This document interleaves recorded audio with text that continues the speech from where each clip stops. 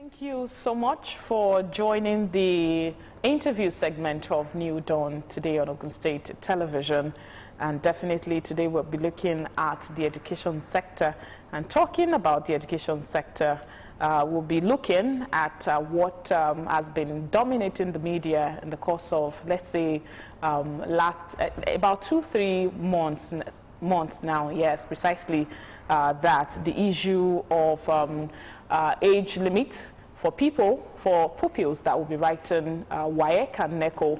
And definitely you came up, we have the Minister of State talking about the need for the people to be admitted in university to clock 18. And critical stakeholders were of the opinion that that, of course, is not a new law. It is what the government is trying to do is largely to enforce the law. We had in between that writing WAEC and Neco would also be 18 years.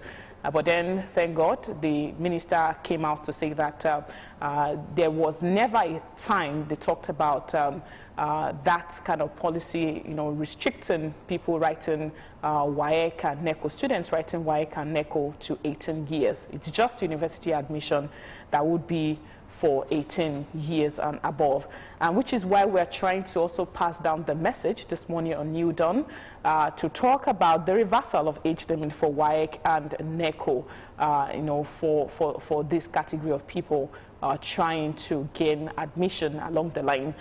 So this morning we have a guest in the studio, somebody that is qualified to have this discussion, which is a lecturer. Lectures at FC Abeokuta, that's the Federal College of Education, Abeokuta, Dr. TOLU OKORUWA in the studio. Thank you for joining us this morning. Thank you for having me. I'm very sure that when you got the media report saying that WAEC and Neco will be included in part of the age restrictions, 18 years, you would also, as an educationist, you'll feel a different way. That is this what was said, this what the law says, or that there is a disconnection somewhere in trying to relay the message. So let's try to get your feel the moment you get the news. Okay, when I got the news, I was a bit taken aback because, taking such a step, we need to think of the effect it will have on the children. I am a child advocate, and whatever it is that is done by parents, by the government, by practitioners in education should be in the best interest of the children. So my own first reaction was, what effect will this have on the children? These are children who are already in SS3, some of them 14, some 15, some 16, and then you are saying they shouldn't write WAEC Neco until they are 18. So from the time they are 15 to 18, what will they be doing? The boys amongst them, of course, the idle hand is the devil's workshop, will go into all these societal ills, Yahoo, and what the rest that you have. Girls will get pregnant out of joblessness, and then at the end of the day, by the time they reach this age of 18, many of them are not even interested in writing the exams anymore. So I was worried. And I'm still worried, even though they say now it is no longer for SSE, it is now for UTME, because the same problem still persists. A child that writes WAEC at the age of 15, 16, and then cannot write UTME until 18. What will the child be doing till 18? So looking at the defense coming from the government, there's this narrative that if we follow the due structure that's been set for education in Nigeria, there is no way a child would be getting to that level, especially 18 years, or trying to get into the university without actually going through the format, the 633 format, and then you do not really have that at the end of the day. Some talked about the fact that we compromised the structure along the line. Parents, teachers school owners, they compromise that in the sense that they try to allow students that are not up to age to start school as early as possible. Some said parents are so eager to have their wards actually get into school and, just keep them going. Some talked about the fact that we are now in a generation where mothers are working, fathers are working, so they just need to keep the children somewhere. So they allow them start school very early. And they make reference to developed countries where we Nigerians, for instance, go to these countries and we play by the books of these countries. We don't allow our children to beat the laws of the land. So where do you situate the role of parents, the roles of teachers in that regard in Nigeria? Thank you. I agree with you that a lot has been going wrong over the years. Before I came into the Federal College of Education, I taught for a number of years in the secondary school. And I discovered that there were many children that were brought into the secondary school, even from primary 4. A few of them even from primary 3.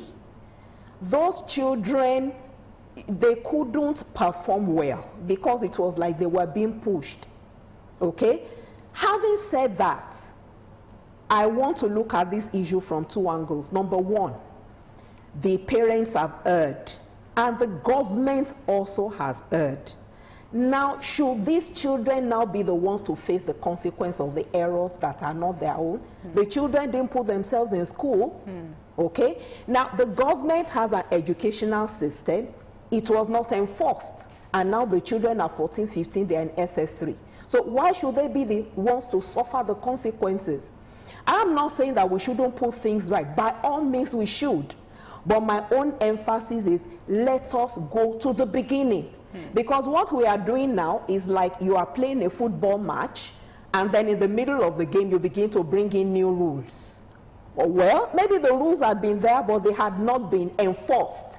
And then in the middle of the game, you now say, oh, we remember these rules are supposed to be there, let's begin to enforce. I won't be a party to that. If we want to do things right, because what we are doing now is not only going to affect those who are in SS3 now, it's going to affect even those who are in primary 1. Because somebody who is in primary 1 now, who is age maybe 4, 5, by the time that child in the next 12 years gets to SS3, will not be 18 years. So the same problem will persist. So my own advice is that if we want to make things right, let's go to the beginning. Let's start with those who are about to enter into primary 1 now. Let's make sure that they are 6 years old. The laws that are in place that we should run the primary school for 6 years, let's enforce.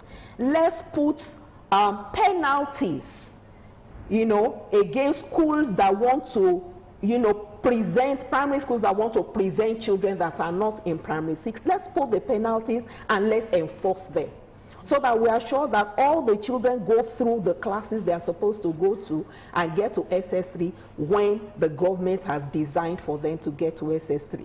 But to now come in the middle of the game and say they are 14, they're in SS3, they cannot move on with their lives, I don't think it is a good thing. Dr. OKORUWA, this conversation started with the registrar of JAMB, when he said they met some people 14 years and they are in some private universities, and to his surprise, the person in question was in SS3. I mean, it was in 3rd year rather. And it happened, he had pocket of examples from some private universities. 14 years in the 3rd year. Yeah. That was it. So what age did the person start school? The person must have started school from the womb. That was the question that brought to the table, that brought about the 18 years of JAMB. Now let's assume that now, they've reversed that of WAEC. Let's now assume hypothetically that that of JAMB is still 18 years. If you have a child that wrote the last JAMB at 16, what advice are you going to give that child or the parent of that child? Let's assume that the law still remains that 18 years you can't get admission to any university. Well, that was where I started from, because we are putting these children and their parents in jeopardy. This is a kind of shock. A child that writes JAMB, the next thing is if the child does well to enter the university. So the parents now have to be brainstorming, what do we do with these children? It's like there's a sudden emergency in their hands. Where do we put these children? Do we put them in extramurals? Do we send them to go and learn a trade? What are we going to do? So parents now, the government has passed the buck to the parents now, who have to begin to brainstorm on how do they get these children engaged during this period. And you know that, you know, the way children are, the parents can put them in a place, go and learn a trade, go and learn computer and all that. At the end of the day, you may discover that these children have gone doing something else. So our fear of what will happen to these children by the time they get to age 18 may still be there. That is the reason why I am saying that beautiful, you want them to mature and all that. I agree with that, but let's start from the beginning. We cannot just jump in the middle and then say those who are already in SS3 should not go to the universities. I don't think it's good for the children. Does age really define maturity? Because there's an argument that there are some 14, 15, 16, according to some people, that are mature enough to handle things for themselves in tertiary institutions. Definitely. I tend to believe that, you know, there's a double standard here. I'm sorry, I'm a child educator. I studied early childhood education. So anything about childhood, I approach it with a passion. We have heard over the news how 13-year-old girls are going into marriage, and people seem to believe that they are mature enough to be married at 13. So if we allow 13-year-old girls to be withdrawn from school, which is their right, Child Right Act, Nigeria is a signatory, we are supposed to be practicing. We allow these girls, innocent, you know, girls to be pushed into marriage at such a tender age. How can we now be justified to say children that are 14, 15 cannot enter the university? I don't see the fairness in that. Okay? Now, let me come to the issue of maturity. Age is not all there is to maturity. What determines, number one, there's individual differences. Okay? I want to give you an example of a child who is born to affluent parents, who has a driver to take him to school in the morning. Before he closes in the afternoon, the driver is already waiting to take him back home. When he gets home, their house helps to cook the food, to tidy him, to do everything. And then, you know, which is good. If you have money, you want to, you know, lavish it on your children. I'm not against that. Then you have another child who is born to maybe parents who are farmers, who has been following the parents to farm, maybe from age 3. He probably even has his own farm that he takes care of, wakes up early in the morning, goes to the farm, takes the produce to the market and all that. By the time they get to age 8, which of them do you think will be more mature? I'm a teacher, I'm sorry I'm asking you questions. That's what I do in my class. Yeah, obviously. Definitely the one that has been exposed to all those other experiences. The two of them may be in the same class, but the one that has been exposed to all those other experiences will be more mature.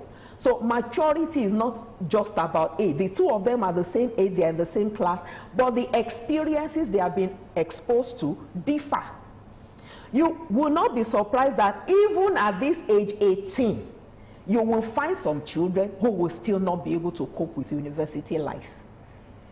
Because maturity is not just a factor of age. I would have thought that, you see, we have a beautiful educational system on paper. This 6334 thing. If we pay attention to this 6334 thing, and then we do it the way it's supposed to be done in the JS classes, children are exposed to other things apart from just copying down notes, writing, cramming, pass exams. Allow them to do fishery, allow them to do carpentry, allow them to do sewing and all those other things. Those are some of the experiences that children pass through that will help them to mature. Is that not why the government is trying to start from where they are right now? You know, looking at your conviction that they are not going to be the one to suffer the consequences of what adults, you know, the policy angle from the government and the parents trying to push their children to go into school very early. Is that not why they are introducing new, you know, ways to engage the children? Now we have the technical colleges trying to revive that. You know, I'm speaking to the structure you're talking about, the 6334, to engage the children. You have, you know, the president saying that we need to put more money in technical colleges, in technical vocational skills to ensure that, you know, these children are able to not just, you know, do the normal copy and copy notes and, you know, attend lectures, you know, classes and all that you've mentioned. Is that not in a way to balance the equation, you know, looking at where we are? Well, that's a good move, but it is not, it doesn't still solve the problem. Because how many of these children go to technical colleges? Majority of school-age children are in regular schools. And in these regular schools, we are supposed to practice 6334 system, where in the first 3 years of the secondary school, they are supposed to be exposed to these technical skills. I remember when I was teaching in the secondary school, a lot of these gadgets were bought by the government of that age, at that time. But unfortunately, they didn't have the manpower to handle those equipment. Some schools didn't have even space to put them. In the school where I was teaching out, the summer, at the end of the day, everything wrecked.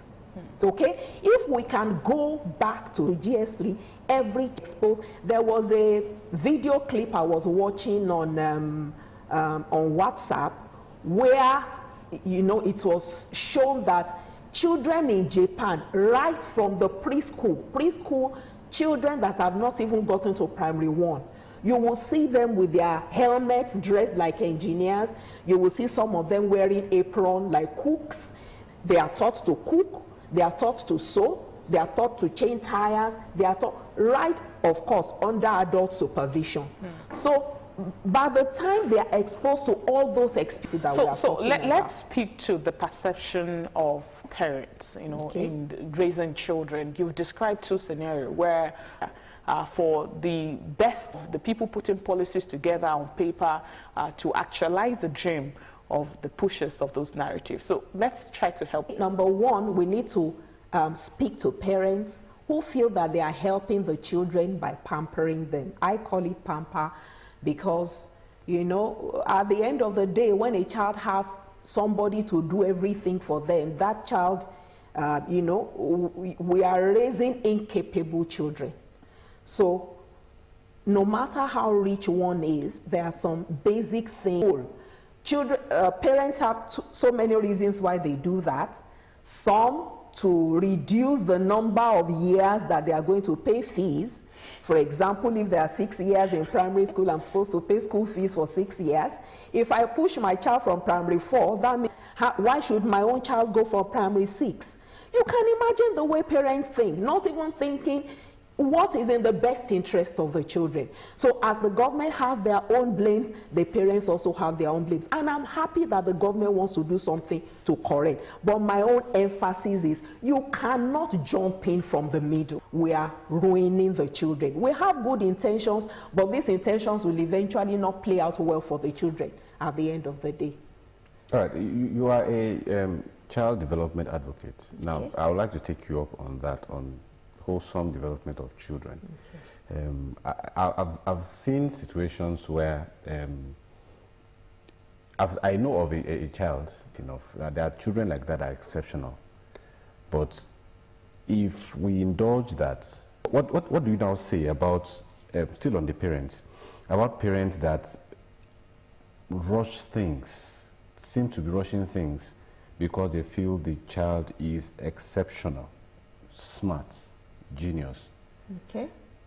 how do we manage those kind of children? They are to the. I'm very happy that you brought that up. I'm going to answer it through two ways. Number one, when I was teaching in the secondary school, there was a child like that who came in from primary 4. And we didn't even know initially that the child came in from primary 4, but we just discovered that this child would not stay in class.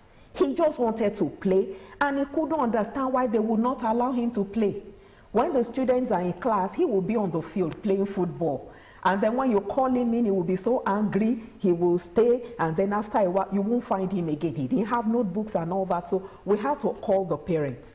And when the parents came, they said the reason why they made him come to secondary school at primary 4 was because he was always coming first in class.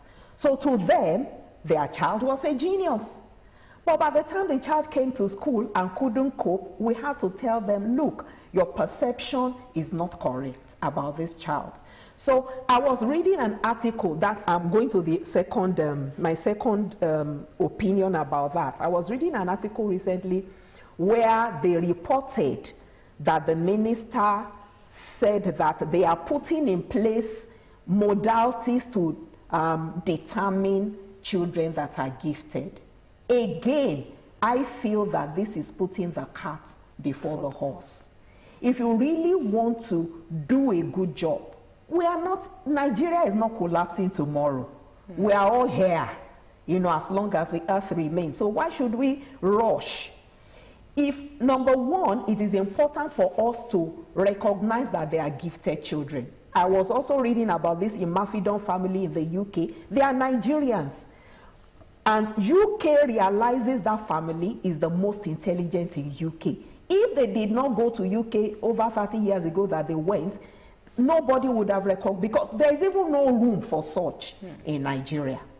So if we want to now address that and correct it, let's put factors, indicators. What are the indicators to teachers and to parents? What are the things we look out for to help us to identify children that are gifted? Because first of all, we need to be able to identify them correctly, not wrongly. Not like that parent who felt the child was a genius and it turned out not to be like that. So we need to, first of all, establish what are the indicators, what are the things we look at, what are the things that show us that a child is gifted. Parents need to know this. Teachers also need to know this. That's number one. And then number two, even though we are saying they should pass through 6 years in primary school, 6 years in the secondary school, we must also realize that such children cannot be limited to those years.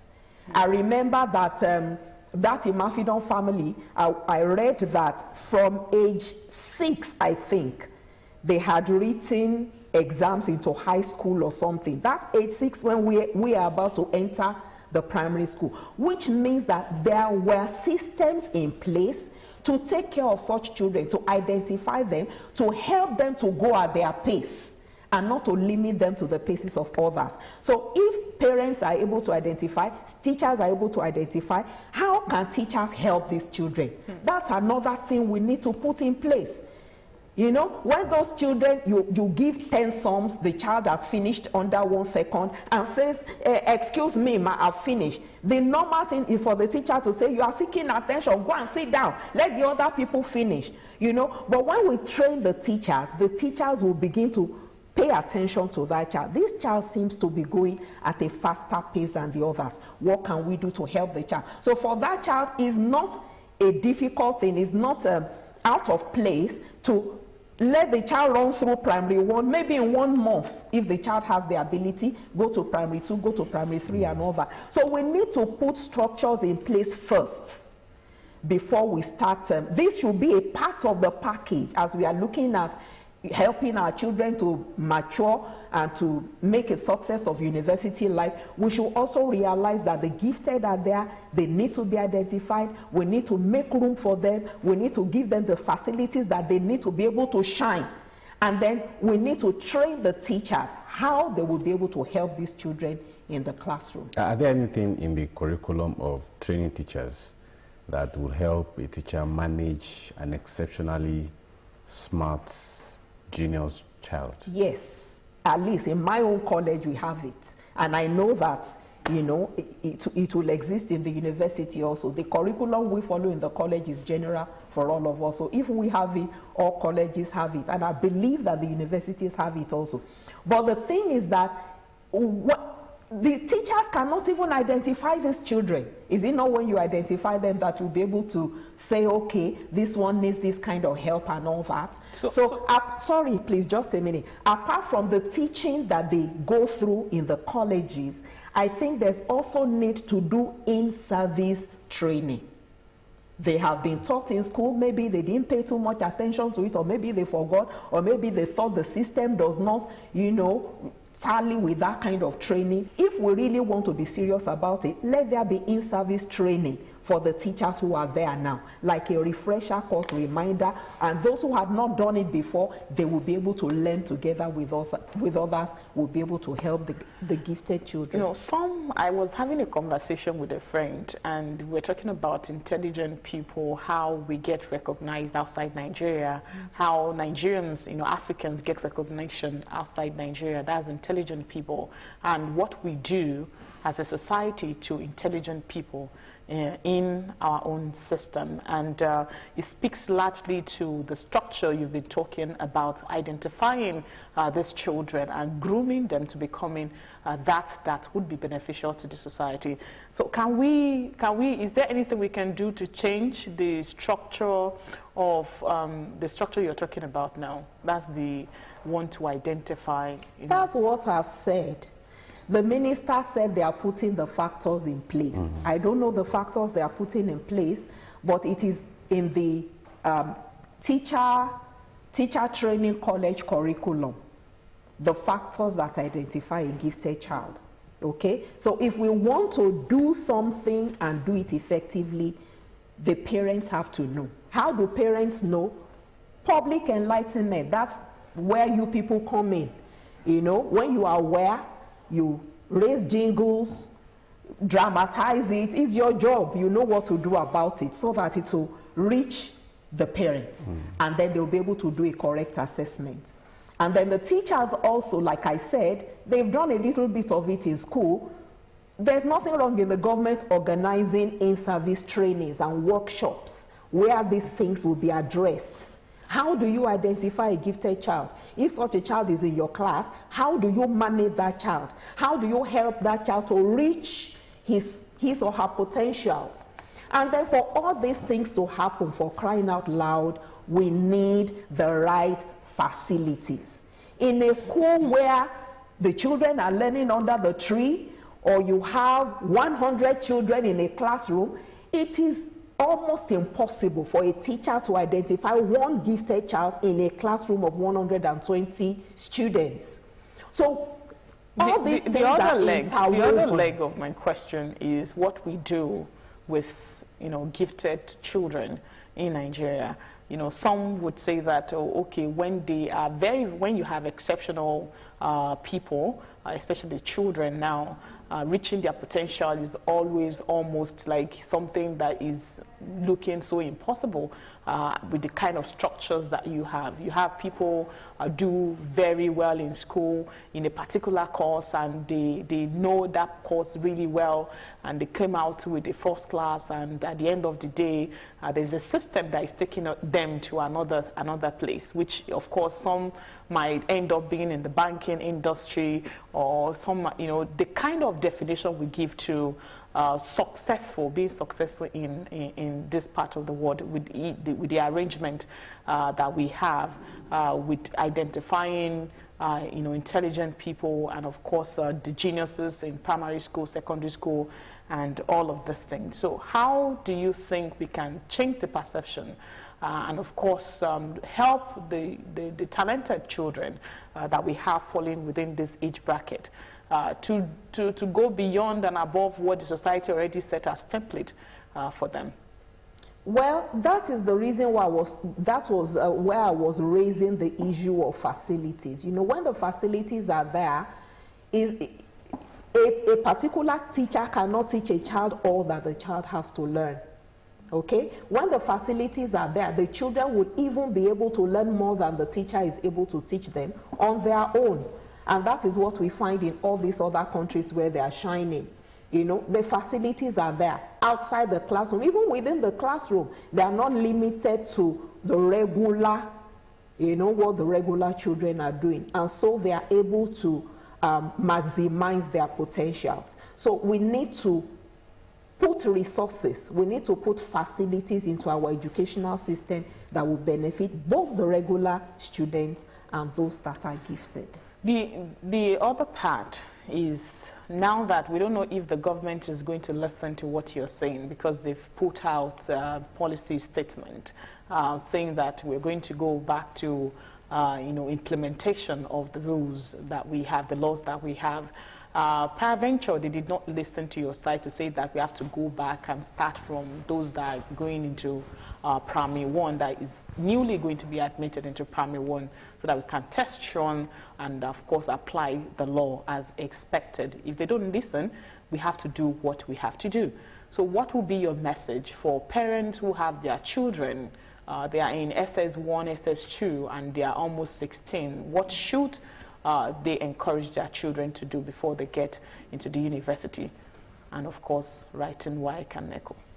Okay, the first thing that will come to many parents is to falsify the ages of their children. And I'm afraid that is the area we are tending to.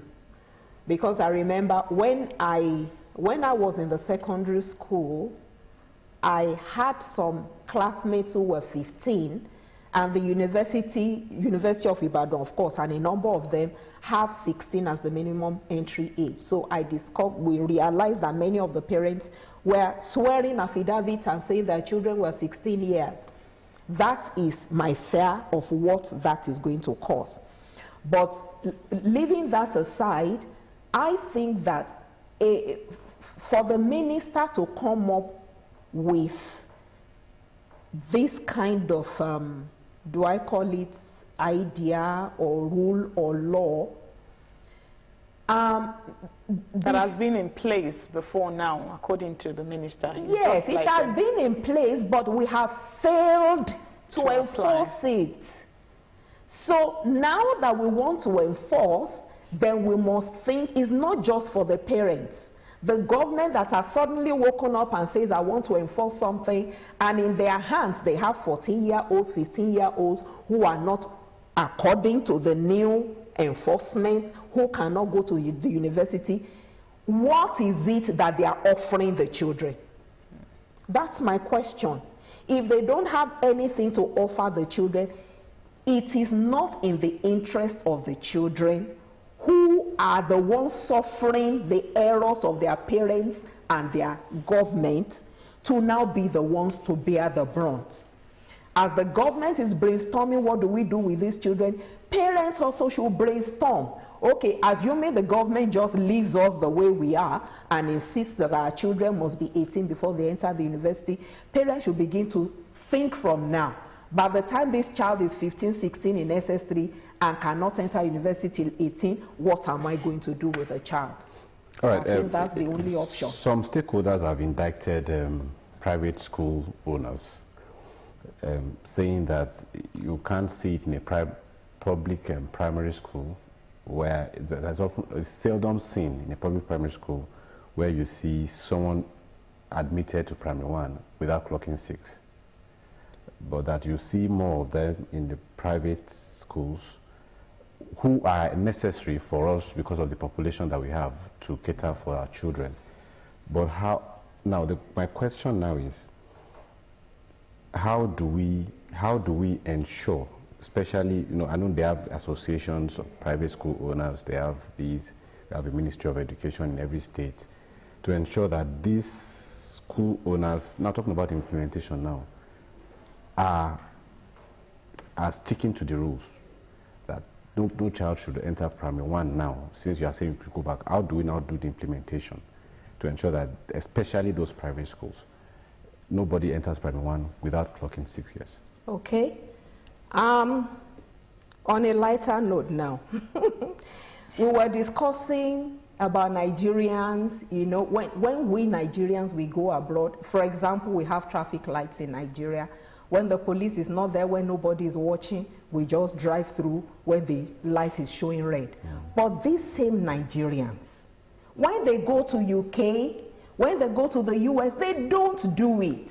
Because there are laws, there are sanctions, and there's nothing like, oh, he's my child, help me to forgive him. It's not like that. When you break the law, you face the full wrath of the law. In Nigeria, we have these policies, but we are not enforcing them.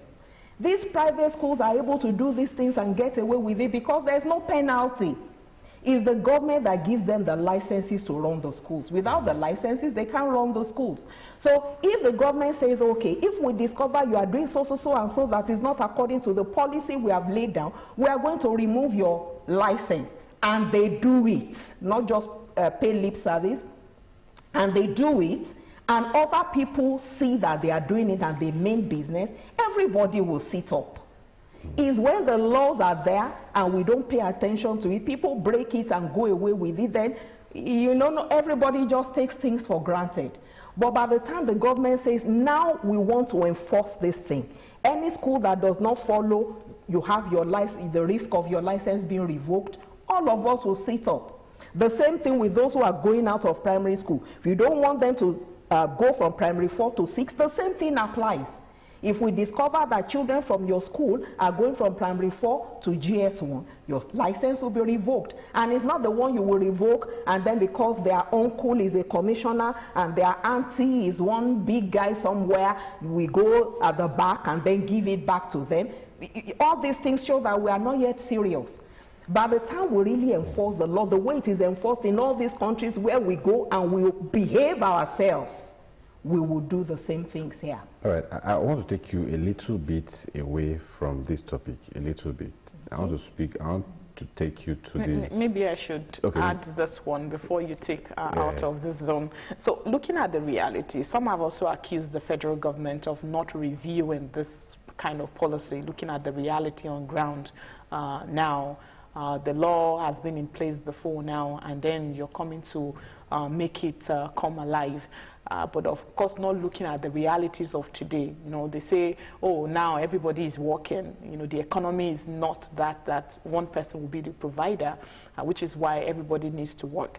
And it's also a reality to why, you know, the private schools we've talked about also allow their children to be brought in at certain age, just so they could help manage the children pending the time they get to entry, school age recommended by being guided by the government. So how do we respond to that? Is it much of a review that should take place, or just the old one is better for you? These arrangements are already in place. We have the preschool system. One of the objectives of the preschool is to provide custodial care for these children while their parents are whether in the farm or have gone to work. So you don't have to put a child in primary 1 because you have to go to work. There are daycare centers, there are preschool classes, which fortunately now are even part of the public school system. In public schools, you have preschool classes, although that's another ball game entirely, because the teachers that are even teaching those classes, they are not child educators, they are not specialists. The facilities they need, because whatever it is that are taught to those children at that age must be through play. There must be play facilities, there must be teaching facilities that they will engage with, just as if they are playing at home. These things are not there. But the fact still remains that the structure is there. So the fact that you have to go to work, go to farm, is not the reason why your child should be in primary 5 at age 4. The government has put the structure in place. If we enforce it, like I said, you know, the fact that the two parents are working, irrespective, the children will be able to do well. All right. I said earlier on that I wanted to take away from this topic a little bit, and it's not that far. It's riding on what you said. Mother is working, father is working, and we see the issue of raising children has now become a big issue. Raising disciplined child is now become a societal problem. Now, what do you say to parents? Yes, we have to work, but how do we now raise our child in this 21st century where everything is smart, smartphones, smart cities, smart everything? As a child development expert, what's your take on that? Okay, my first take is the issue of sacrifice.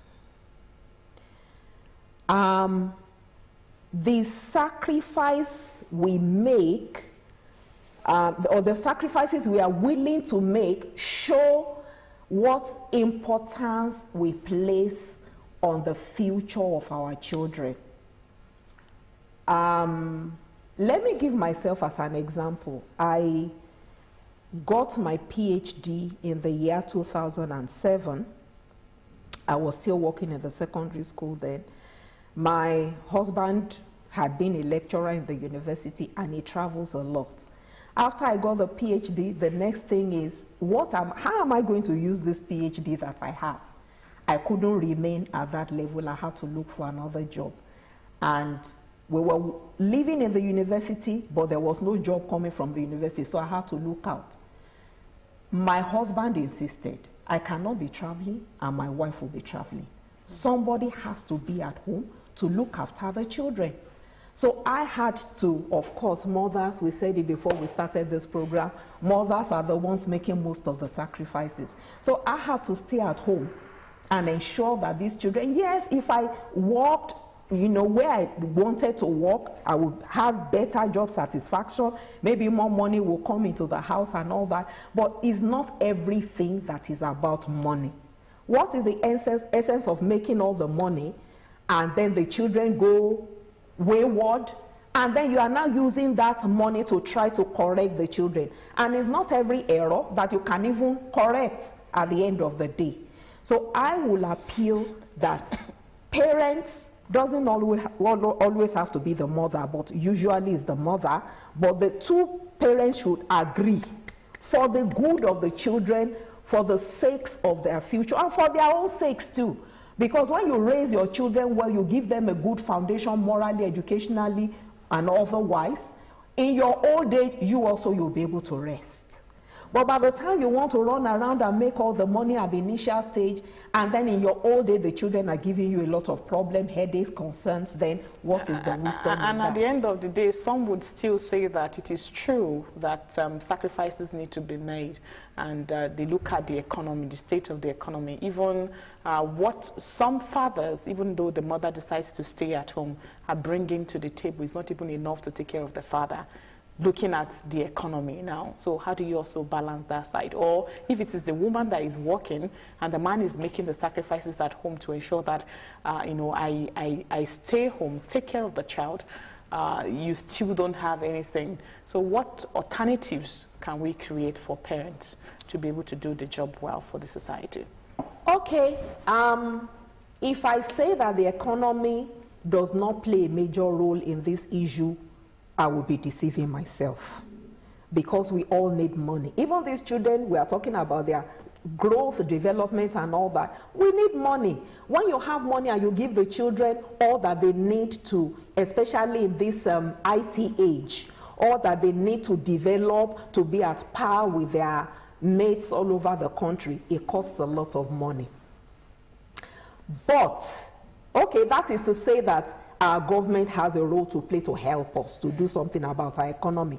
However, that is beyond my own control. I am not in governance. There's nothing. I can only appeal. So will I now leave my children at the expense of, you know, things that ought to be done that are not done?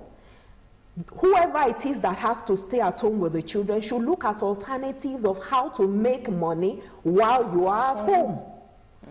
I am a lecturer. In my compound, I farm. I planted tomatoes, I planted pepper, planted vegetables. I've not bought those things in a while. That is part of that money I would have spent on those things I keep and use for other things. There are ways of making money online. I discovered that you can teach some languages online and even make dollars. So, and you don't need to leave your house to do that. So whichever the parent is, if the father is the one earning the more money, let him go and earn the money. Let the mother stay back to do the sacrifice and look for other ways of making money.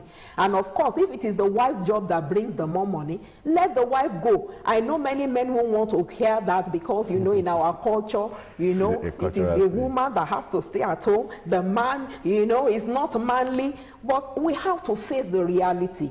If it is the job of the woman that brings more money to the home, let the woman go and do the work and let the man stay and look for other things that he can do to augment the family income for the sakes of the children. All right, there's one more thing I would like you to address. Because you are a child development expert. Okay. Now, how do you differentiate? You know, the Holy Book says, spare the rod and spoil the child. How do you differentiate between discipline of a child and punishment of a child and tampering with the mental health of the child? Okay. With a child right activist that you also said. Yes. Thank you very much. Incidentally, I'm going to present a paper on this before at an international conference. And we realized that corporal punishment, that's what we call it, using the rod on children, is no longer popular among many countries of the world. But because, you know, we may not be able to, even if we decide to go that way, we cannot get there overnight. What I always tell people is, use the rod as the very last resort. There are some parents, you make a noise, bash. Go and watch the play, the child does not do, bash. Go and sleep at 9, the child is awake at 10, bash. It doesn't have to be like that. Number one, the child will get resistant to the rod. It doesn't correct anymore. They see it as punitive. Okay? It's just, maybe it is just to cane me. And they will shake their body like this. And you know, that's the end. You know, our culture, it may take a while, but I want to say that because it affects the children. I know a man who is in UK today who has refused to forgive the mother because he felt that he's not doing well in life today because the mother used the cane to intimidate him. He couldn't be all that he could be. Until the mother died, he refused to visit the mother. There are ways that these things affect children emotionally, psychologically. There are many research studies that have, you know, supported that. However, because we are Africans and we may not be able to immediately throw away the rod, let's keep it somewhere. Let's use it as the last resort. Use your mouth to correct them, deny them of some pleasures, you know, instruct them, show them examples, be close to them, make friends to them. There are so many ways in which you can bring children up without using the cane. But if you have to use it, let it be the last resort. All right. I would like to say a big thank you to our guest, Dr. TOLU OKORUWA, a lecturer at the Federal College of Education, Ssce. Thank you so much for teaching us. I kind of in school the last 1 hour. we are doing in a school, child development school, as it were. Thank you so much for joining us. And thank you also for being there since we started New Dawn 8 o'clock this morning. Tomorrow is Otonjo and there will be the Yoruba version of New Dawn. I'm sure you're going to enjoy that too. Simiat and I will be back maybe sometime next week. Maybe then. All right. Thank you once again for being a part of the program. Otunwojo, like you said, will be up tomorrow. And on Friday, another version of New Dawn will be here. Keep watching the People's Telly. And of course, don't forget to be good parents to your children. Bye for now.